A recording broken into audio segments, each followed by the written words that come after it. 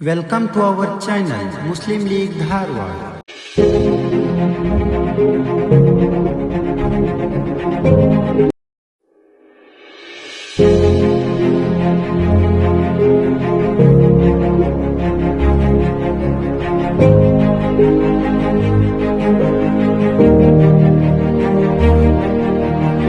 अस्सलाम वालेकुम, मैं उमर इनामदार पीबीआर मुस्लिम लीग स्टेट कर्नाटका।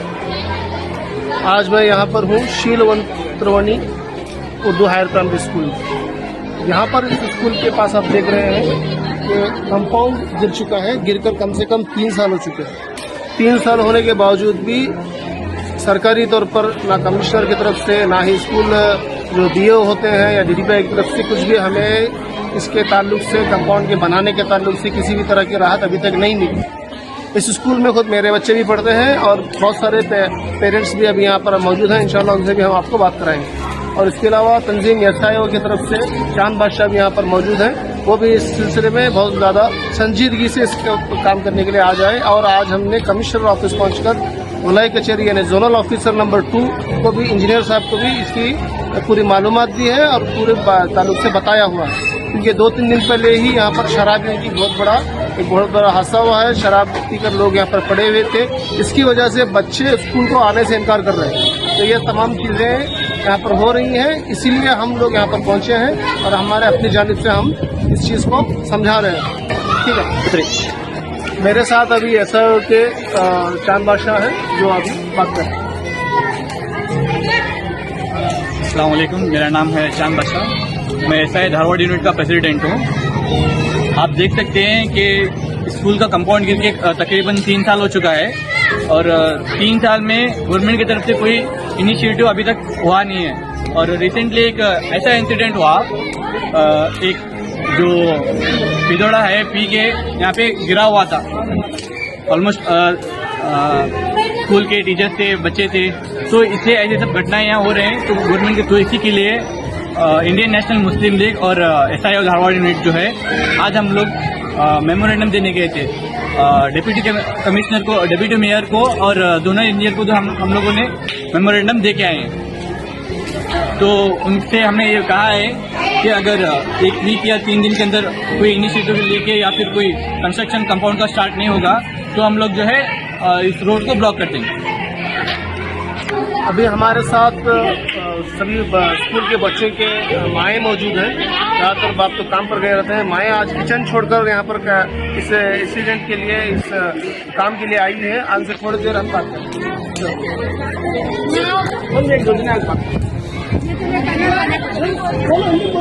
ನಮ್ಮ ಮಕ್ಕಳಿಗೆ ಇಲ್ಲಿ ಎಲ್ಲಾ ತರದ ಸೌಲಭ್ಯ ಐತ್ರಿ. ಆದ್ರೇನ ಈ ಗಿಡದ್ಲಿಂತ ನಮ್ಗೆ ಬಹಳ ತೊಂದರೆ ಆಗತ್ತಿದ್ದ. ಈಗ ನಾವನ್ನ ಇದನ್ನೇನ್ ಮಾಡಿಸ್ಬೇಕು, ಈಗ ಕಂಪೌಂಡ್ ಕಟ್ ಕೊಡ್ಬೇಕು ನಮ್ಗ. ನಮ್ ಗೌರ್ಮೆಂಟ್ ಲಿಂದ ಎಲ್ಲಾ ಸೌಲಭ್ಯ ಐತ್ರಿ. ಆದ್ರೇನ ಇದು ಮಕ್ಕಳಿಗೆ ಸೇಫ್ಟಿ ಇಲ್ರಿ. ಅದ್ರ ಸಂಬಂಧ ನಮ್ಮ ಮಕ್ಕಳಿಗೆ ಸೇಫ್ಟಿ ಮಾಡ್ಕೊಡ್ರಿ.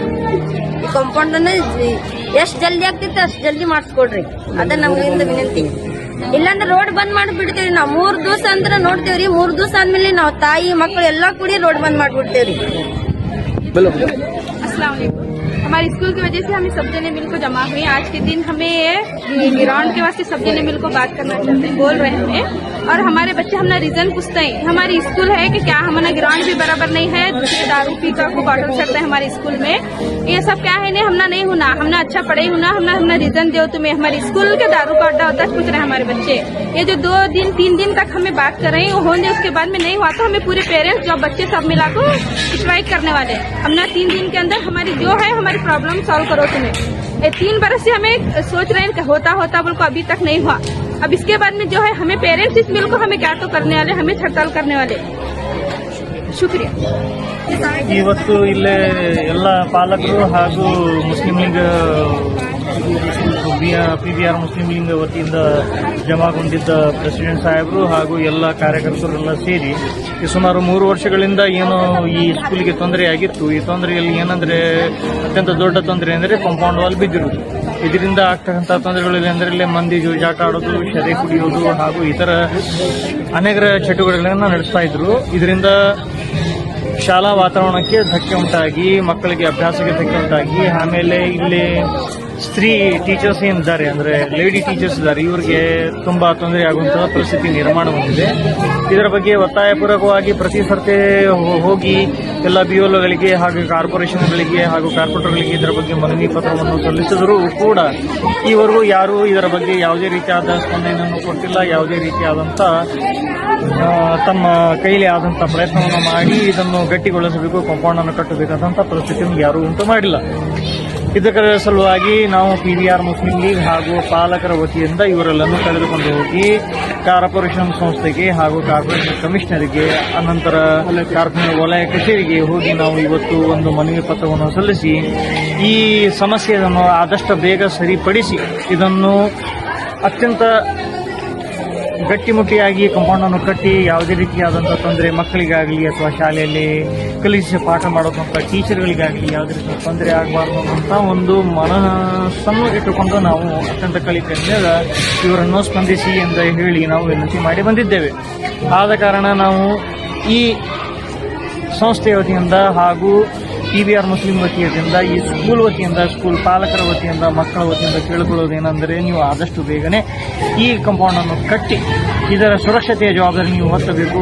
ಇಂದಿನ ಮಕ್ಕಳು ಮುಂದಿನ ಭವಿಷ್ಯ ಇವರಿಗೆ ಏನಾದರೂ ತೊಂದರೆ ಆದಲ್ಲಿ ನಮಗೆ ತೊಂದರೆ ಆದಂತೆ. ಆದ ರೀತಿಯಿಂದ ನಿಮ್ಮಲ್ಲಿ ಕಳಕಳಿಯಾಗಿ ಇನ್ನೊಮ್ಮೆ ವಿನಂತಿ ಮಾಡೋದ್ರಿಂದ ಆದಷ್ಟು ಬೇಗ ನಾವು ಕೊಟ್ಟಂತ ಮನವಿ ಪತ್ರಕ್ಕೆ ಸ್ಪಂದಿಸಿ ಇದನ್ನು ಕಟ್ಟಿಸಿಕೊಡಬೇಕೆಂದು ನಾವು ಕೇಳುತ್ತೇವೆ.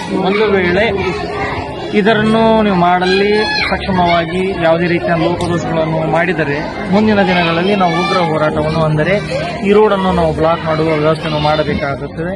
ಆದ ರೀತಿಯಿಂದ ಅದಕ್ಕೆ ಯಾವುದೇ ರೀತಿಯಿಂದ ನೀವು ಅಡಚಣೆಯನ್ನು ಉಂಟು ಮಾಡದೆ ತಕ್ಷಣ ಈ ಕೆಲಸವನ್ನು ಮಾಡಬೇಕೆಂದು ನಿಮ್ಮಲ್ಲಿ ವಿನಂತಿ ಮಾಡಿ ಕೇಳಿಕೊಳ್ಳುತ್ತೇನೆ. ಅಸ್ಲಾಂ ವಲೈಕುಂ.